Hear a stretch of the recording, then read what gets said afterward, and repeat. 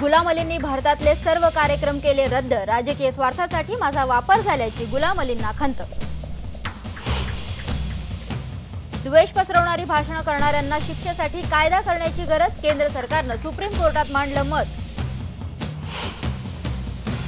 असहिष्णुतेविषयी बोलणाऱ्या शाहरुखवर भाजप नेत्यांच्या टीकेनंतर नव्या वादाला तोंड, विरोधकांनी भाजपवर चढवला हल्लाबोल। बिहारमध्ये भाजपनं वर्तमानपत्रात दिलेल्या गायीच्या जाहिरातीवरून उफाळला नवा वाद, भाजप विरोधी महाआघाडीनं निवडणूक आयोगाकडे घेतली धाव।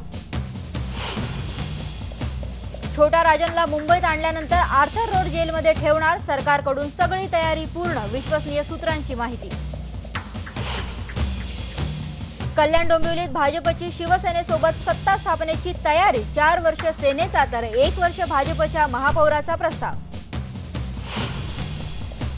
मुंबई कोस्टल रोड अधिसूचनेला एका आठवड्यात मंजुरी, मुख्यमंत्री आणि प्रकाश जावडेकर यांच्या बैठकीत निर्णय।